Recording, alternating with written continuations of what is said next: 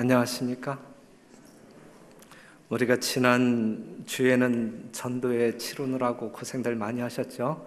수고하신 여러분들에게 하나님의 축복이 함께하기를 간절히 바랍니다.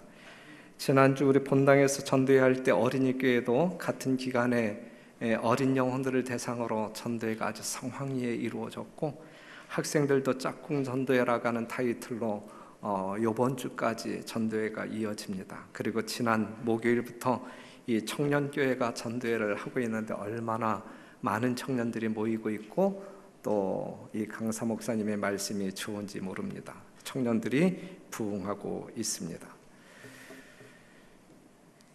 지난 목요일에는 그 합회로부터 본교회가 제모와 서기 감사를 받았어요.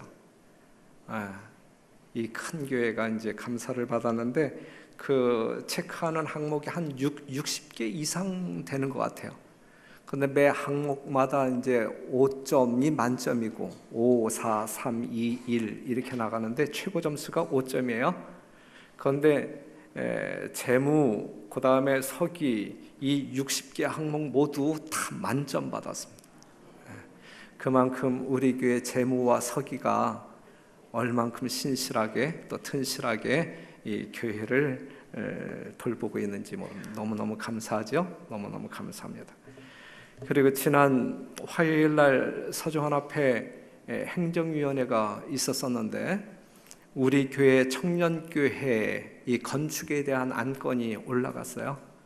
청년교회 건축에 대한 그 결의가 떨어졌고, 그냥 결의만 해준 것이 아니라 정말 감사하게 합회 지원금 3천만 원 결의해 주셨어요. 그래서 합회로부터 3천만 원이 이 청년교회를 짓는데 오게 될 것입니다. 너무 감사한 일이죠.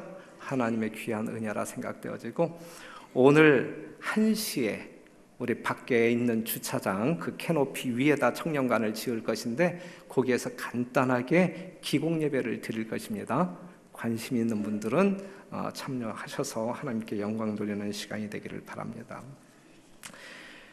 그리고 여러분들이 받으신 교회 주보 광고를 보게 되면 이번 천거위원 모임이 오늘 분이엘관에서 1층 분이엘관에서 2시에 모입니다. 그래서 우리 성장회 어른들께서 죄송스럽지만 그 시간에 천거위원들에게 장소를 좀 양보해 주시기를 부탁드리겠습니다. 그 다음에 그 기도하는 나온반 소그룹이 그 시간에 그 공간을 써야 되지만 우리 천거위원들에게 양보해 주셨으면 고맙겠습니다.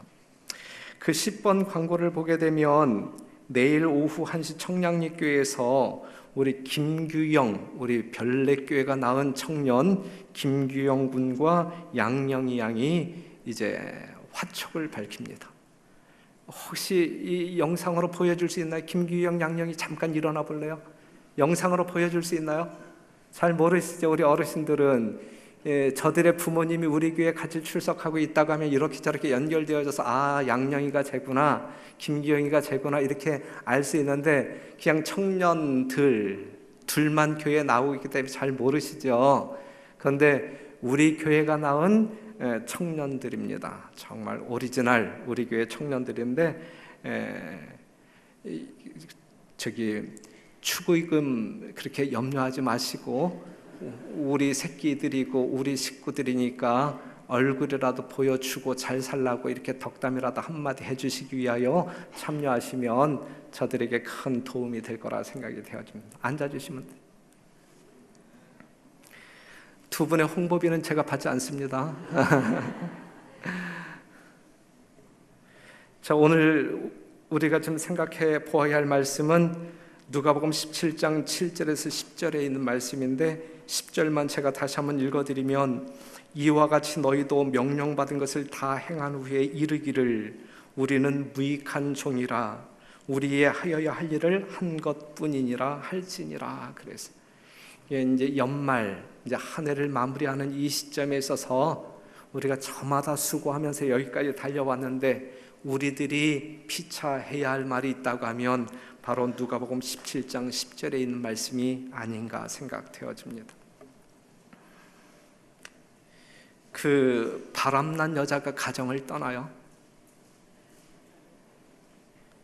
그 사랑하는 남자의 품으로 달려간 중년 여인의 그 불륜을 그린 어느 애정 소설에서 그 여자는 이렇게 발악을 합니다. 어느 애정 소설에 나와 있는 내용이에요. 제가 애정 소설을 즐겨 읽는 사람이 아니고 그냥 나와 있는 어떤 이야기를 제가 여러분들에게 말씀드리는 것이니까 오해가 없게 되기를 바랍니다. 그 중에 그 여자가 한 이야기가 뭐냐면, 내게 돌을 던지는 사람들에게 나는 묻고 싶다. 도덕이, 정조를 지키는 도덕이 나의 행복을 보상해 줄 수 있느냐, 이렇게 항변을 했어요. 불륜의 여자가, 쾌락을 쫓아 바람난 여자가 하는 이야기가, 도덕이 나의 행복을 보상해 줄 수 있느냐라고 항변을 했어요. 그 가정법원 앞에서 있었던 일인데, 이혼 소송을 끝내고 나온 두 남녀가 한 산에 아이를 놓고 싸우고 있었어요. 30대 중반쯤 되어 보이는 그러한 부부였는데, 이제 헤어지는 부부가 뭘 가지고 싸우냐면, 이 아이는 내 자식이니 내가 맡아라. 나는 모르겠다. 내가 맡아라. 두 사람이 싸울 때까지는 엄마 아빠를 다 붙잡고 울던 어린아이가 이제 둘이 각자 헤어져 길을 가기 시작하자 까무러칠 듯이 울면서 엄마를 따라가요. 따라오는 그 아이를 향하여 엄마는 소리를 지르죠. 난 이제 네 엄마가 아니야. 네 아버지 쫓아가라. 빨리 가. 까맣게 질린 아이가 멀어지는 아버지를 보며 달려갑니다. 그러나 그쪽도 만만치 않았어요. 저리 가지 못해? 난 이제 네 애비가 아니야. 네 애미 따라가. 쫓아오지 말란 말이야. 생각만 해도 가슴이 아리는 슬픈 장면입니다. 도덕을 버리면 반드시 거기에는 행복이라고 하는 보상이 주어지는가? 아이의 행복을 짓밟고서라도 행복이라고 하는 보상을 받아야 한다면 그 아이의 불행은 누가 보상할 것인가, 이거죠. 보상 심리가 크게 작용하는 시대에 우리가 살아가고 있습니다. 뭘 조금만 해도 보상 심리가 작용합니다. 노조 파업이 일어나는 이유는 이러한 보상 심리 때문이고, 일한 자는 반드시 대가를 기대합니다. 우리의 신앙 속에서도 은근히 보상 심리가 있어요. 현세적인 보상 심리를 이야기하고 있는, 현세적인 보상 심리가 있다. 그런데 오늘 이 시간 우리가 생각해 보고 싶은 말씀은, 믿음의 보상은 뭐냐 이거죠. 우리가 신앙생활하면서 얻어야 할 믿음의 보상은 무엇인가? 가난이 고통 중에 있을 때, 나의 삶이 가난이나 고통 중에 있을 때, 이것은 하나님이 나를 싫어하는 증거이다라고 말할 수 있어요, 없어요? 그건 아니다. 그렇다면 반대로 내가 물질적인 번영을 누리고 있을 때, 이것이야말로 하나님이 나와 함께 하시며 나를 축복하는 증거이다 라고 정의할 수 있어요, 없어요? 그것도 아니다. 우리의 신앙적인 삶에 있어서 잘못된 보상 심리는 우리의 신앙을 기복적 신앙으로 이끌 수 있고, 또 다른 차원에서 율법주의자로 이끌 수 있는 그러한 위험성이 있어요. 하나님은 우리들의 채무자가 결코 아니다. 맞죠? 네. 하나님은 우리의 채무자가 아니십니다. 그렇기 때문에 우리에게 갚을 것이 아무것도 없어요. 하나님께서 여러분들에게 주실 수 있는 수많은 것들, 그것은 여러분들의 행위의 대가, 보상으로 주시는 것이 아니라 그냥 주시는 거예요. 거저 주시는 거예요. 그러기에 그것들은 여러분들을 감동시키고 행복하게 만들어주기에 넉넉한 것들입니다. 믿음의 눈으로 보면 하나님께서 주시는 보상은 양적인 것이 아니라 질적인 것이고, 외적인 것이 아니라 내적인 것입니다. 번영과 재산이 믿음의 보상이라는 생각은 잘못된 평가입니다. 우리는 우리의 행위를 내세워서 하나님께 뭔가 대가를 요구하는 것, 잘못된 것입니다. 우리는 하나님 앞에서 가난한 자와 부유한 자로 서는 것이 아니라 신자로 서느냐 불신자로 서느냐, 둘 중에 하나인 것입니다. 그렇죠? 네. 하나님께서 베풀어 주신 은혜를 생각할 때 감사하고 기뻐할 수 있는 것, 이 자체가 믿음의 보상 중에 으뜸인 것입니다. 하나님의 일에 동참할 때 누리는 기쁨, 경험되어지는 기쁨, 이것이 우리의 신앙생활 속에서 경험할 수 있는 최고의 보상이라고 말할 수 있는 것입니다. 이 부분에 대해서 동의하십니까? 네, 분명히. 정말 살아있는 신앙인들이라고 하면 분명히 동의할 수밖에 없는 그러한 내용이에요. 그렇다고 하면 우리는 어떻게 봉사해야 할까? 어떻게 봉사해야 할까?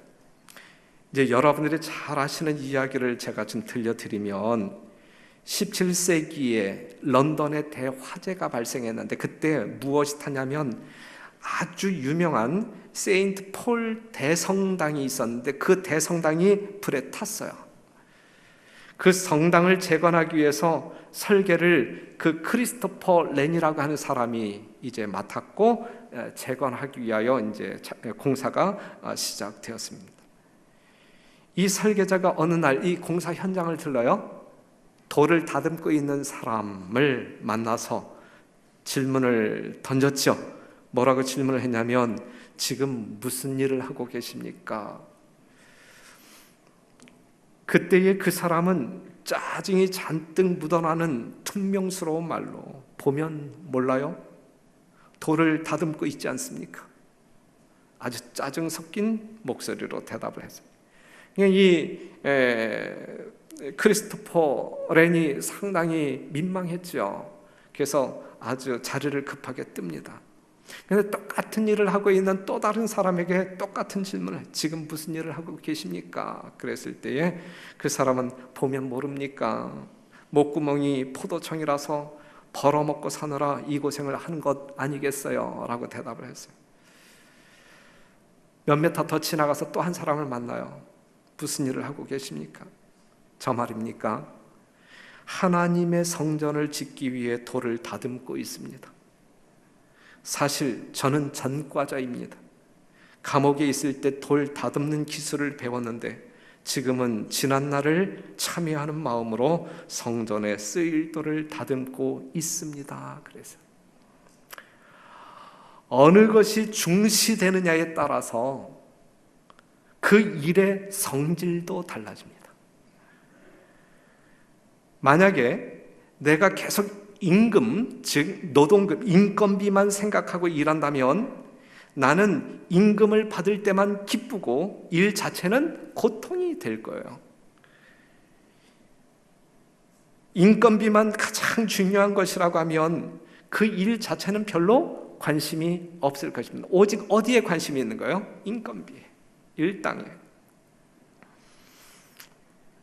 매 안식일마다 여러분들은 정말 이 화려한 음식을 집에서도 잘 먹어보지 못하는 그 귀한 음식을 이 교회 식당에서 먹지 않습니까? 그렇죠?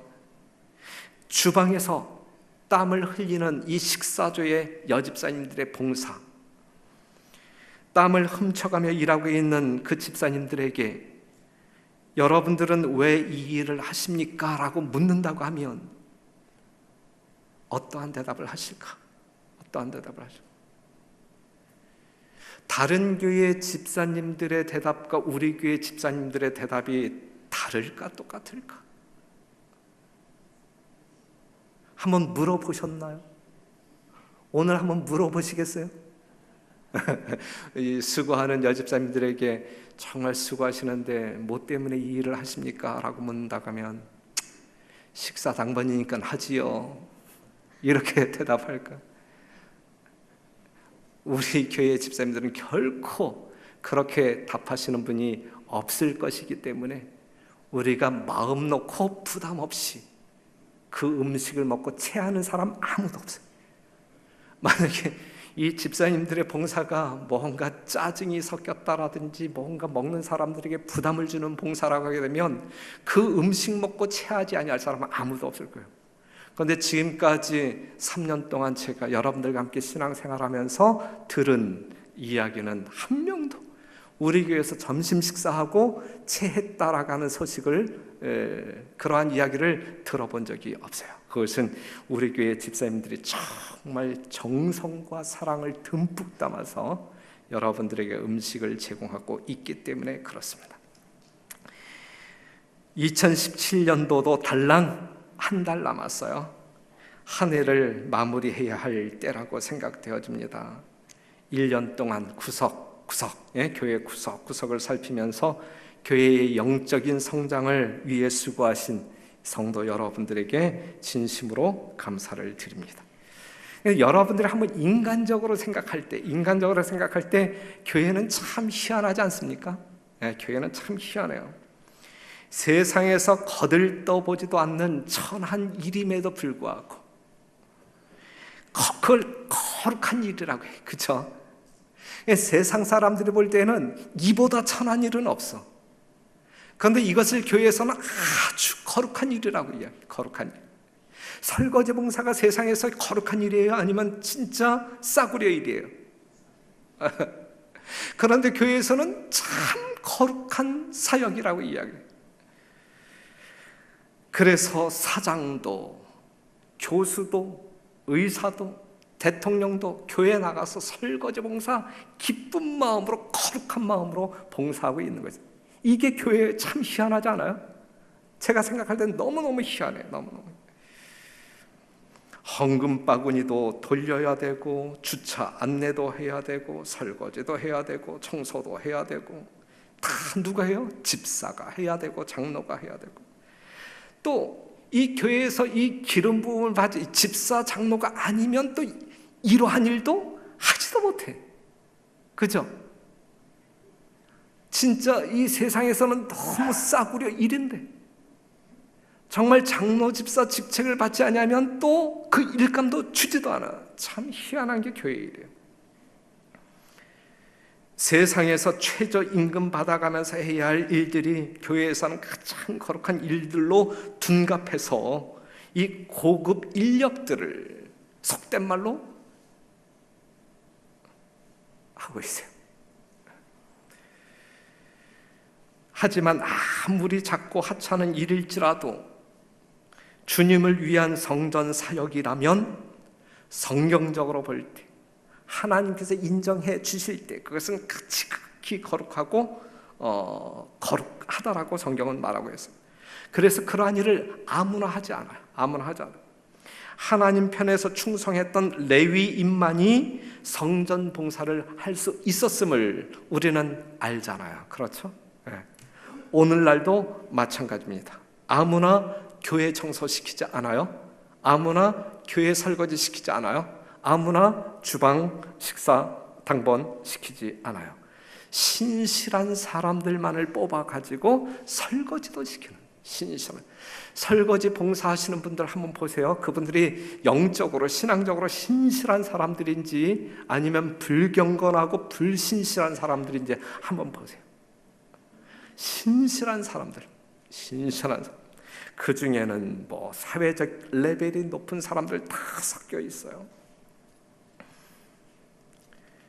그런데 우리가 교회에서 하는 그 모든 일들이 거룩하다라고 말할 수 있는 것은 그 모든 일이 누구의 일이기 때문에 그래요. 누가 하시는 일이기 때문에 예수님이 하시는 일입니다.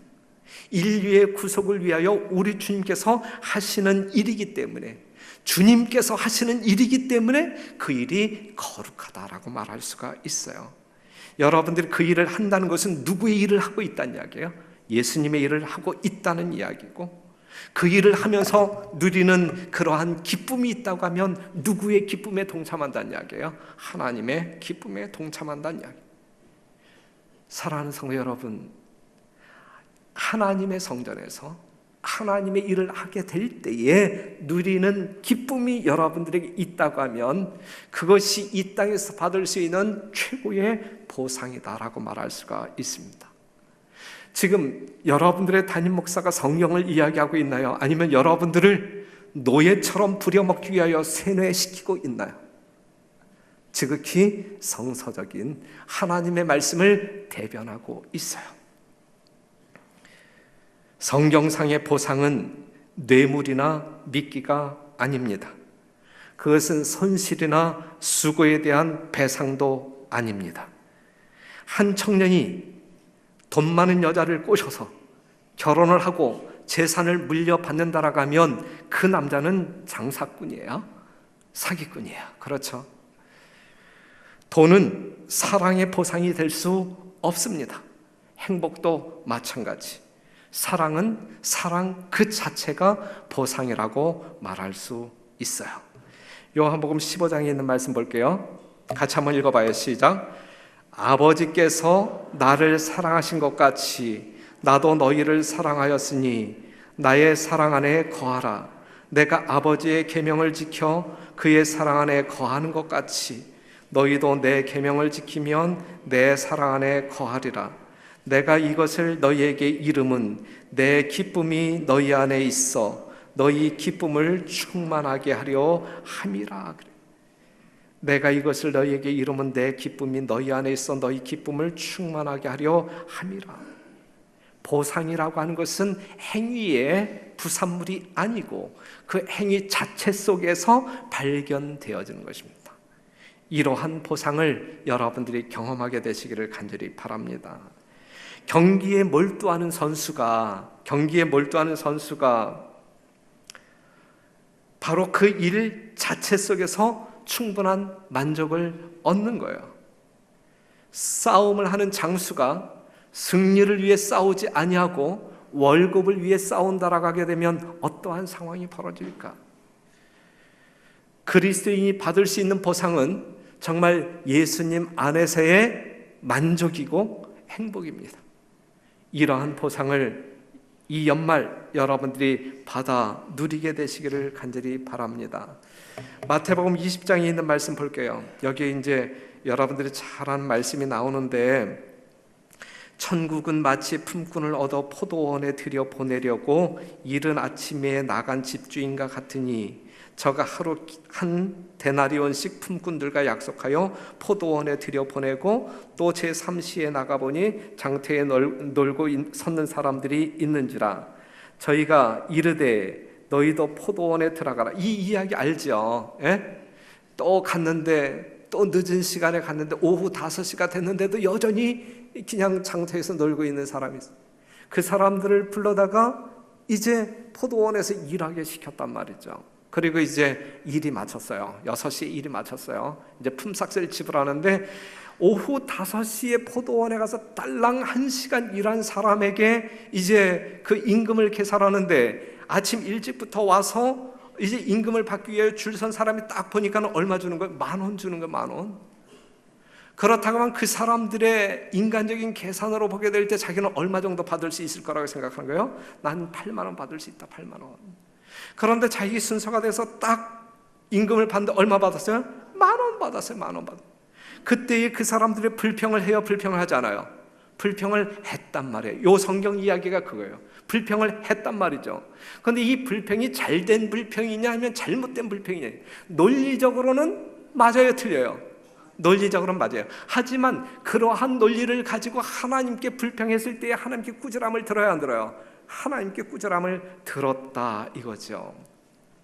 지금 불평자들의 관심은 오직 어디에 있는 거예요? 일당에 있는 거예요. 일당. 돈에 있는 거예요. 돈에 있는 거예요. 그렇기 때문에 봉사의 길이가 그 일당의 양을 정했어야 되는데 그렇지 아니한 거에 대하여 불평을 갖고 있는 것이거든요. 하지만 보세요. 이건 세상 사람들의 논리에는 분명히 맞는 거예요. 세상 사람들 논리에 분명히 맞는 거예요. 세상에 살면서 여러분들이 이렇게 노동을 지불했음에도 불구하고 거기에 상응하는 대가를 받지 못하면 이건 참 미련하고 바보스러운 거예요. 예? 하지만 하나님의 논리, 신앙의 논리, 교회의 논리에는 안 맞는 거예요. 이건 야단 맞을 짓이란 말이에요. 야단 맞을 짓이란 말이에요. 성경에서 말하고 있는, 하나님이 말하고 있는 중요한 것은, 지금 이 성경절에서 말하고 있는 중요한 포인트는 뭐예요? 포인트는, 예? 중요한 것은 봉사의 길이와 양이 아니라 봉사의 동기에 있는 거예요. 내가 얼마만큼 교회를 위해서 헌신했느냐, 이게 중요한 것이 아니라 내가 어떠한 마음을 가지고 어떠한 동기로 그렇게 헌신했느냐, 이것이 하나님께서 보시는 관점이란 말이죠. 마태복음 7장 22절에도 이러한 말씀이 있어요. 그날에 많은 사람이 나더러 이르되 주여 주여 우리가 주의 이름으로 선지자 노릇했고, 주의 이름으로 귀신을 쫓아냈고 주의 이름으로 많은 권능을 행치 아니하였나이까. 그러니 나는 어디에 가야 한다고요? 하늘에 들어가는 것이 마땅하다라고 이야기해요. 지금 이 사람들은 지금 어떠한 심리를 가지고 있는가요? 보상 심리를 가지고 있는, 보상 심리.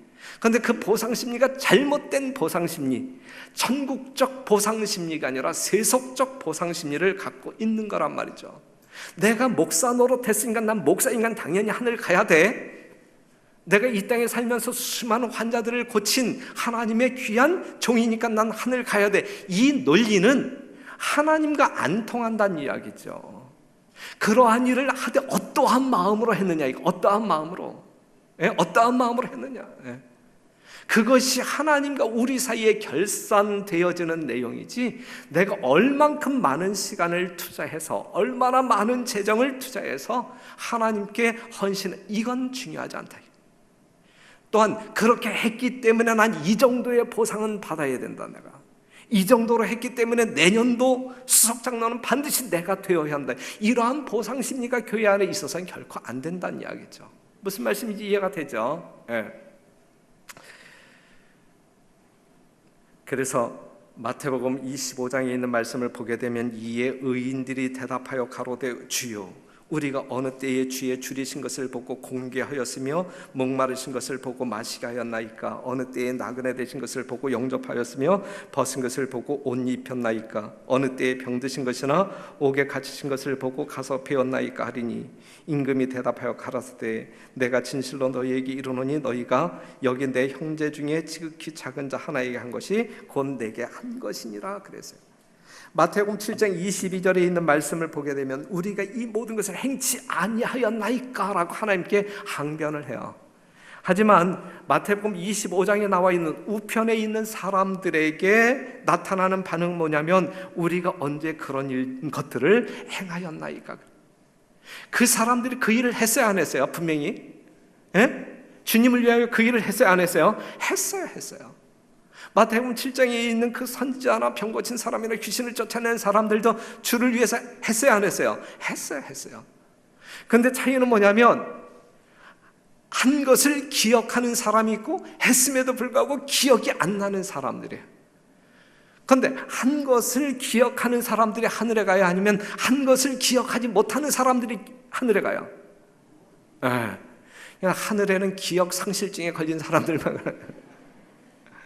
그런 일들을 했음에도 불구하고 전혀 기억하지 못하는 사람들이, 기억하고 기억하지 못함의 차이는 뭡니까? 관심의 차이야. 관심의 차이. 당연하다고 생각하는 것은 기억날까요? 기억나지 않을까요? 이렇게 하는 것이 당연하다 생각하고 한 일은 기억날까요? 기억나지 않을까요? 기억나지 않아요.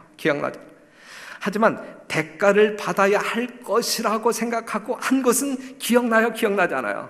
기억나죠. 받아야지. 이거 받아야 되는데 얼마나 줄까? 받아야지. 받아야 하는데 어떻게 해서라도 받아내야 되는데 이렇게 생각하면서 한 일은 기억나야 하나요? 평생 잊어버리지 않죠.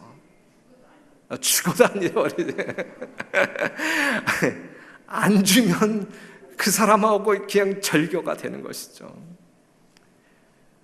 그리스도인은 믿음의 생활에서 늘 멀리 있는 보상을 바라보면서 현재의 삶을 만족하는 것이 그리스도인의 삶이에요. 그죠? 주님을 사랑하는 것은 주님의 뜻을 신뢰하고 사는 바로 그것이 올바른 삶이에요. 여러분들이 잘 아시는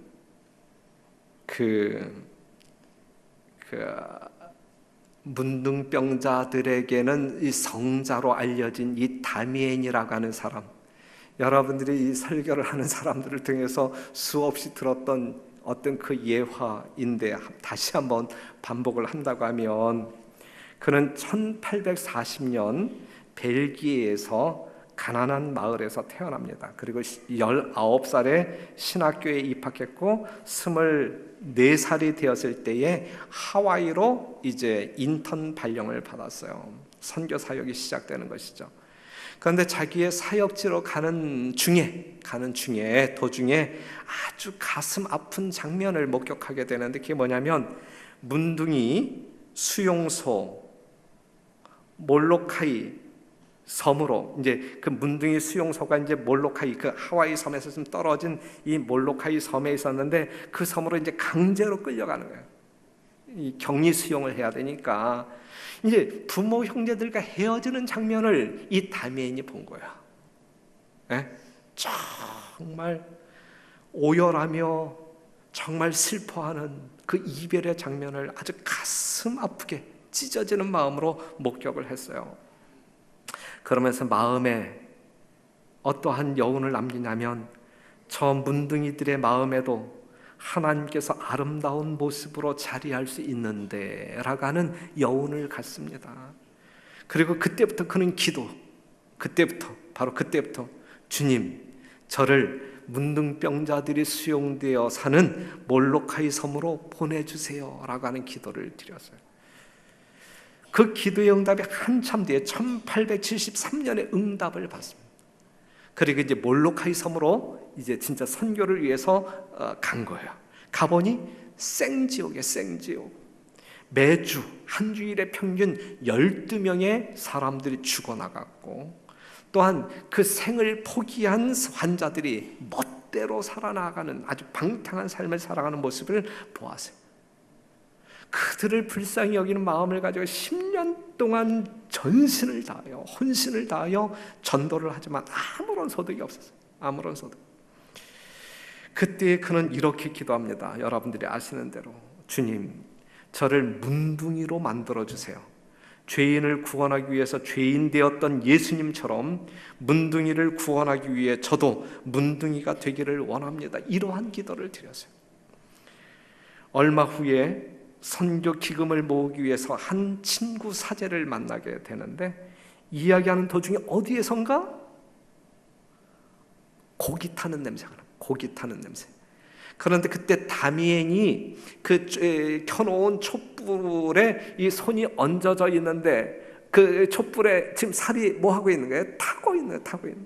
그 모습을 이제 친구 사제가 보면서, 다미엔, 깜짝 놀라, 다미엔, 자네도 드디어 문둥이가 되었구먼. 이렇게 그 소리를 듣자마자 이 다미엔이 무릎을 꿇고 하나님 앞에 기도합니다. 하나님 감사합니다. 저도 이제야 문둥이에게 복음을 전할 수 있는 자격도 능력을 주셨습니다.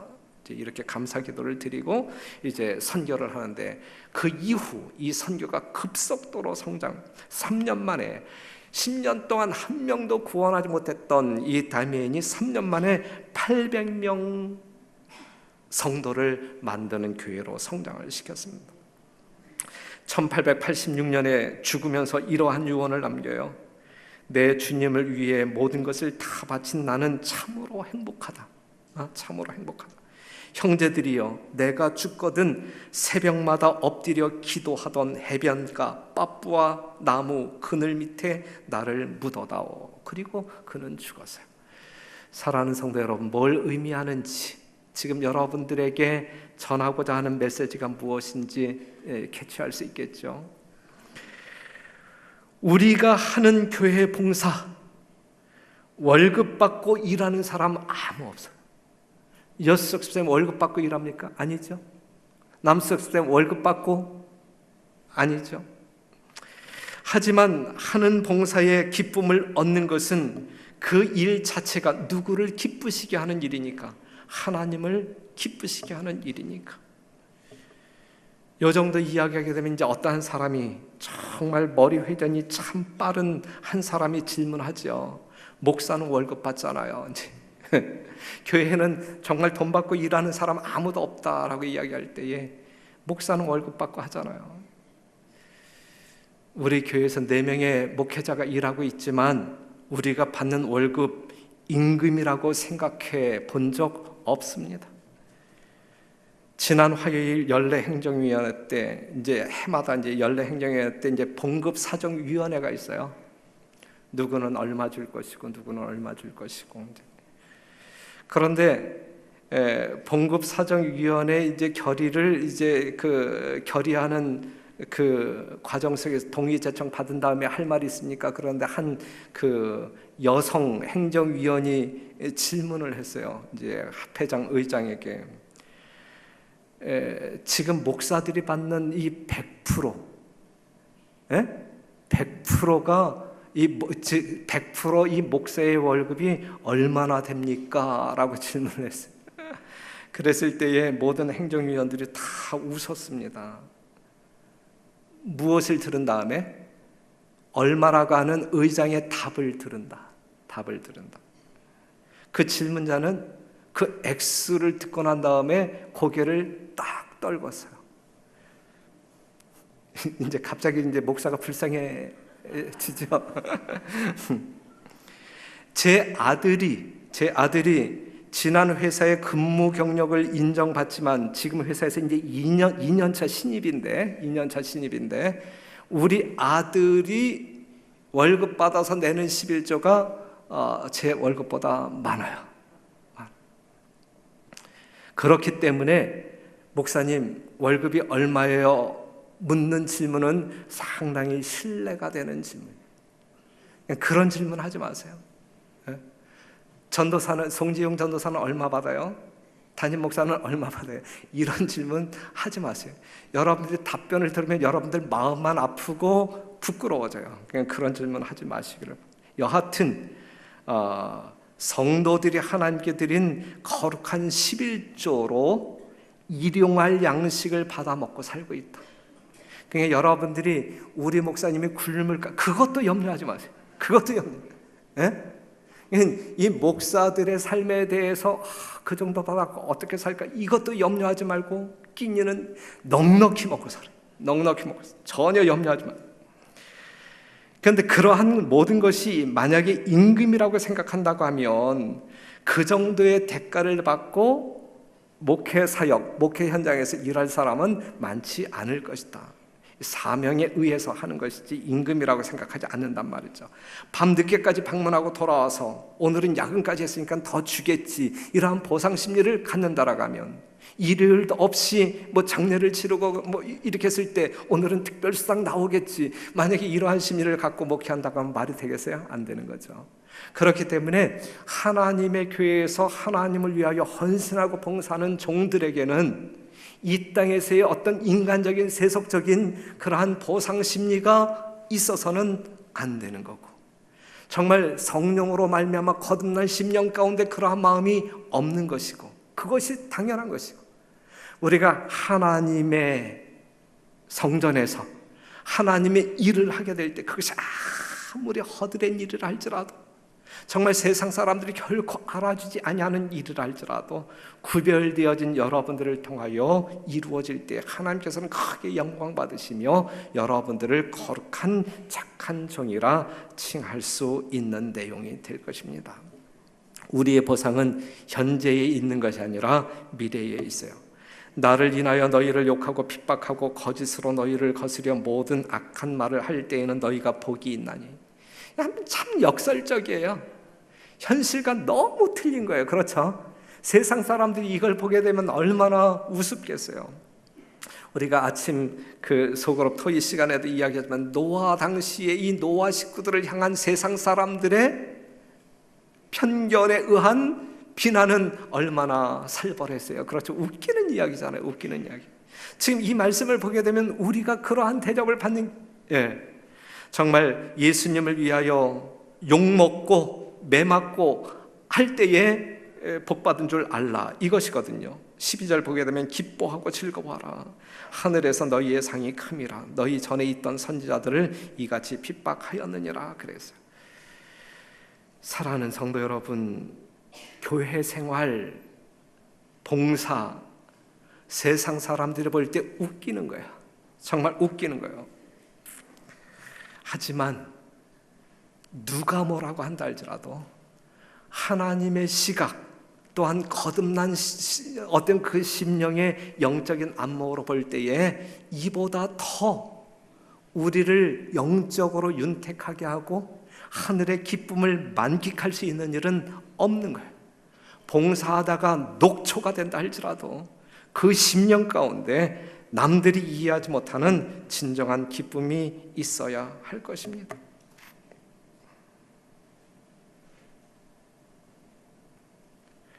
세상 사람들이 가장 하찮게 여기는 일일지라도 하나님을 위한 일이라면 지극히 거룩한 것, 이것이 결코 사기가 아니고 성경을 통하여 하나님이 그렇게 말하고 있음을 꼭 믿어주시기를 바랍니다.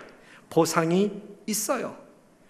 하나님의 종들에게 하나님께서 주시는 보상이 있어요. 경험해 보시기를 바랍니다. 그렇게 봉사하고 헌신할 때, 희생할 때 믿음이 자라는지 죽는지 한번 시험해 보세요.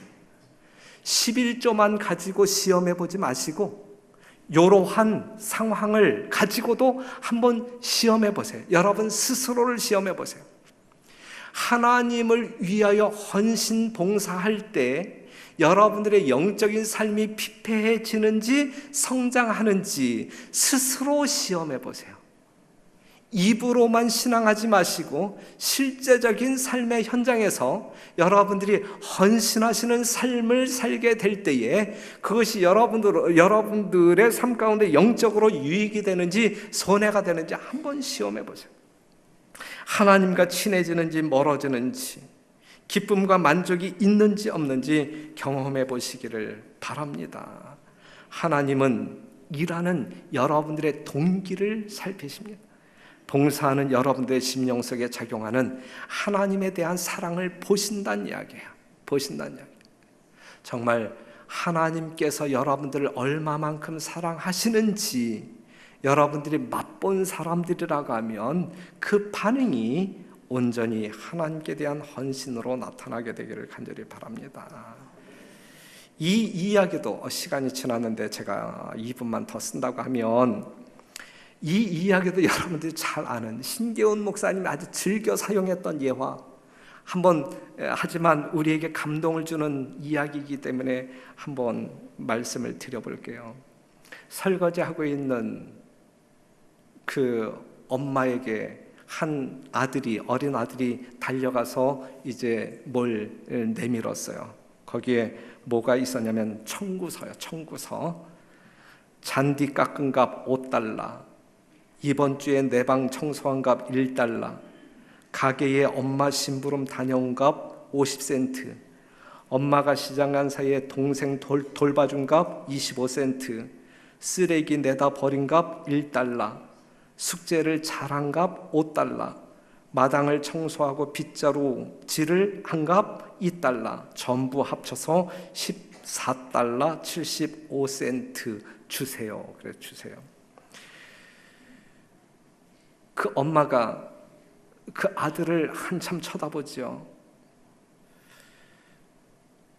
그 엄마가 연필을 가져다가 아들이 쓴 종이 뒷면에다가 이렇게 적었어요. 너를 내 뱃속에 10달 동안 데리고 다닌 값 무료, 내가 아플 때 밤을 새워 간호하고 널 위해 기도한 값 무료, 너 때문에 지금까지 여러 해 동안 힘들어하고 눈물 흘린 값 전부 무료, 이 모든 것 말고도 너에 대한 내 사랑은 무료, 너 때문에 불안으로 지샌 수많은 밤들과 너에 대해 끊임없이 염려하여 했던 시간들도 무료, 장난감, 음식, 옷, 그리고 심지어 내 코를 풀어준 것까지도 전부 무료. 이 모든 것 말고도 너에 대한 내 진정한 사랑은 무료. 그것을 이제 아들이 읽었어요. 아들의 마음이 어땠을까요? 철없는 아들이지만 엄마가 쓴 글을 다 읽고 나더니 그 어린 아들이지만 갑자기 눈물을 흘리면서 엄마에게 엄마 사랑해요.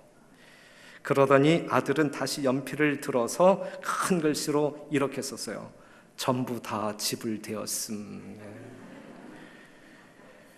사랑하는 성도 여러분, 하나님과 우리와의 관계가 이러한 거예요. 그렇죠? 우리가 하나님의 종들로, 하나님의 남은 백성들로 하나님의 성전을 돌볼 때 어떠한 세속적인 보상 심리가 있지 않음에 대하여 감사를 드리고 1년 동안 정말 땀 흘리면서 시간 투자해 가면서 병들면서까지도 마다하지 아니하시고 이 교회를 돌봐주신 모든 직원들과 또한 성도 여러분들에게 너무너무 감사를 드리고 정말 감사드립니다.